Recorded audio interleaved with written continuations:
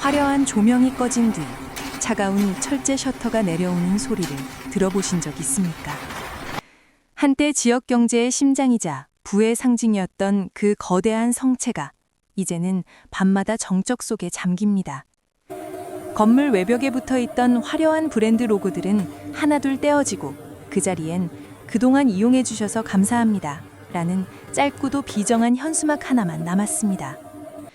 누군가에게는 첫 월급으로 부모님 선물을 사던 공간이었고, 또 누군가에게는 일요일 오후에 가장 우아한 도피처였던 곳. 하지만 지금 우리가 목격하고 있는 것은 단순한 영업 종료가 아닙니다. 그것은 대한민국을 지탱하던 한 시대의 거대한 욕망의 시스템이 통째로 붕괴하고 있는 현장입니다. 이게 단순히 유행이 변해서 생긴 일일까요? 아니면 우리가 눈치채지 못한 거대한 경제적 숙청이 시작된 것일까요? 오늘 찐이의 경제론에서는 화려한 1층 명품관의 조명 뒤에 숨겨진 백화점의 몰락, 그리고 그 성벽 안에서 벌어지고 있는 잔인한 생존 게임의 실체를 파헤쳐 보겠습니다. 백화점의 위기는 이제 피부로 느껴지는 수준을 넘어섰습니다. 숫자가 증명하고 있습니다. 최근 몇 년 사이 대한민국 유통지도는 피로 물들고 있습니다. 롯데백화점의 마산점 폐업, NC백화점의 주요 지점 매각, 그리고 수도권 중소형 백화점들의 잇따른 폐점 소식은 더 이상 놀라운 뉴스가 아닙니다. 전국 70여 개 백화점 중 상위 10개 점포가 전체 매출의 절반 이상을 독식하는 기현상이 벌어지고 있습니다. 이는 나머지 60여 개의 점포는 사실상 식물 백화점 상태로 연명하고 있다는 뜻입니다. 영업이익률을 들여다보면 상황은 더욱 처참합니다. 겉으로는 매출액이 방어되는 것처럼 보이지만 물가 상승률과 인건비, 그리고 고정비 지출을 제외하면 사실상 적자 경영을 이어가는 곳이 수두룩합니다. 특히 지방 백화점들의 폐업률은 가속화되고 있습니다. 한때 지자체의 자부심이라 불리던 랜드마크들이 이제는 도심 속의 흉물로 방치되거나 철거 후 주상복합 아파트로 변모하는 부동산 처리의 대상이 되었습니다. 유통업계에서는 이를 두고 잔인한 구조조정이라 부릅니다. 수익이 나지 않는 팔다리를 잘라내지 않으면 몸통 전체가 죽을 수밖에 없는 절박한 상황인 것입니다. 진짜 무서운 점은 소비자들이 더 이상 백화점에서 설렘을 느끼지 않는다는 것입니다. 주차 전쟁을 치르며 들어간 백화점 식품관에서 굳이 비싼 돈을 쓰고 꽉 막힌 실내 공기를 마시며 쇼핑을 해야 할 이유를 대중은 잃어버렸습니다. 백화점의 상징과도 같았던 에스컬레이터 옆의 배치와 창문 없는 설계는 이제 고객을 가두는 감옥처럼 느껴지기 시작했습니다. 숫자는 명확하게 말하고 있습니다. 백화점이라는 비즈니스 모델은 이제 서서히, 그러나 확실하게 죽어가고 있는 것입니다. 진짜 문제는 따로 있습니다. 단순히 사람들이 돈을 안 쓰는 게 아니라 세상의 판 자체가 뒤집혔기 때문입니다. 이 거대한 몰락의 원인을 3가지 핵심 키워드로 분석해 보겠습니다. 첫째, 인구 및 사회 구조의 변화가 불러온 수요의 증발입니다. 과거 백화점의 전성기를 이끌었던 동력은 중산층 가구였습니다. 아빠가 운전하고 엄마와 아이들이 뒷좌석에 앉아 백화점으로 향하던 4인 가구 체제. 하지만 지금 대한민국은 1인 가구 비중이 35%를 넘어섰습니다. 혼자 사는 사람에게 백화점은 너무나 거대하고 비효율적인 공간입니다. 소량 구매를 원하고 합리적인 소비를 지향하는 이들에게 백화점의 높은 가격표와 과도한 포장은 오히려 거부감을 줍니다. 또한 부의 척도가 되었던 중산층이 붕괴하면서 소비의 양극화가 극심해졌습니다. 아주 비싼 명품을 사거나 아예 극강의 가성비를 따지는 다이소형 소비로 갈라진 것이죠.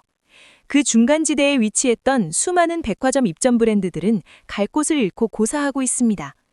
둘째, 기술 권력의 이동과 온라인 플랫폼의 잠식입니다. 이것은 단순한 경쟁을 넘어선 패러다임의 변화입니다. 예전에는 백화점이 정보를 독점했습니다. 무엇이 유행인지, 무엇이 고급인지를 백화점 바이어가 결정하면 대중은 그것을 따랐습니다. 하지만 이제 권력은 스마트폰을 쥔 소비자에게 넘어갔습니다. 쿠팡의 새벽 배송은 즉시성을 해결했고, 무신사와 반란 같은 플랫폼은 전문성과 최저가를 동시에 잡았습니다. 백화점 1층에서 립스틱 하나를 사려 해도 점원의 눈치를 보며 테스트해야 하던 시절은 끝났습니다. 이제 소비자들은 화장실이나 지하철 안에서 몇 번의 터치로 전 세계 최저가를 검색하고 결제합니다. 백화점은 이제 물건을 파는 곳이 아니라 온라인에서 살 물건을 미리 확인하는 거대한 무료 체험관, 즉 쇼루밍의 장으로 전락했습니다. 부동산 비용과 인건비를 쏟아부어 지어놓은 공간을 온라인 기업들에게 무료로 빌려주고 있는 꼴입니다. 둘째, 세대 교체에 따른 소비의 정의입니다. 지금의 주력 소비층인 젠미지와 알파 세대에게 백화점은 어떤 공간일까요? 그들에게 백화점은 엄마들의 놀이터이자 박지든 박물관 같은 이미지입니다. 그들은 브랜드의 로고보다 스토리와 취향에 열광합니다. 성수동의 낡은 공장을 개조한 카페나 이름도 생소한 신진 디자이너의 팝업 스토어에는 2시간씩 줄을 서지만 똑같은 브랜드가 즐비한 백화점 매장에는 눈길조차 주지 않습니다. 이들에게 소비는 단순히 물건을 소유하는 행위가 아니라 자신의 가치관을 드러내는 미닝아웃이자 놀이입니다. 하지만 기존 백화점들은 여전히 층별로 카테고리를 나누고 정적인 판매 방식에 집착했습니다. 변화하는 세대의 속도를 따라잡지 못한 백화점의 문법은 이제 고대 샹형 문자처럼 낮고 지루해진 것입니다. 하지만 모두가 망해갈 때 오히려 신기록을 갈아치우는 백화점의 역설도 존재합니다. 이들은 더 이상 스스로를 백화점이라 부르지 않습니다. 가장 상징적인 사례가 바로 더 현대 서울입니다. 이곳은 오픈 당시 유통업계에 엄청난 충격을 주었습니다. 백화점은 창문이 없어야 하고 촘촘하게 매장을 채워야 한다는 금기를 깨버렸기 때문입니다. 그들은 전체 면적의 절반을 숲과 분수, 휴식 공간으로 채웠습니다. 매출을 올리기 위해 매장 하나라도 더 넣어야 할 자리에 나무를 심은 것입니다. 사람들은 당황했습니다. 이래서 돈을 벌 수 있겠어? 하지만 결과는 정반대였습니다.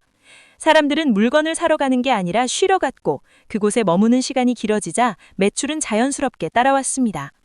또한 압도적인 프리미엄화에 성공한 신세계 강남점은 전 세계 매출 1위 백화점이라는 타이틀을 거머쥐었습니다.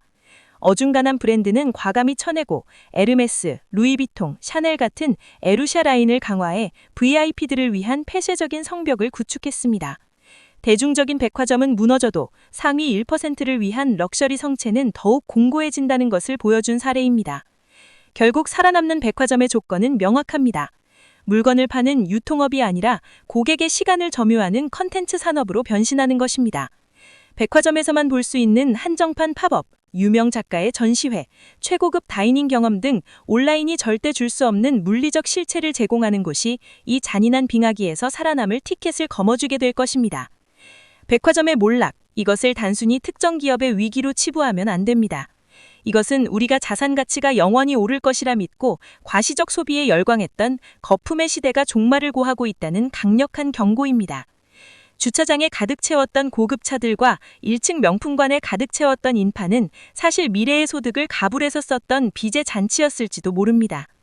지금 주차장에 먼지만 쌓여 있채 문을 닫은 지방의 백화점들은 단순한 고철 덩어리가 아닙니다. 그것은 변화를 거부한 자들의 묘비명이자 새로운 시대가 도래했다는 것을 알리는 신호탄입니다. 이제는 덩치로 승부하는 시대가 끝났습니다. 빚으로 사온 화려한 성벽은 무너지고 작더라도 자신만의 확실한 색깔과 실력을 갖춘 공간만이 살아남는 진짜 실력의 시대가 온 것입니다. 여러분의 동네에 있던 그 백화점은 지금 어떤 모습인가요? 여전히 화려한가요? 아니면 서서히 생기를 잃어가는가요? 우리가 누렸던 그 우아한 주말의 풍경이 사라진 자리에 무엇이 들어서야 할지 여러분의 의견이 궁금합니다. 오늘 준비한 이야기는 여기까지입니다.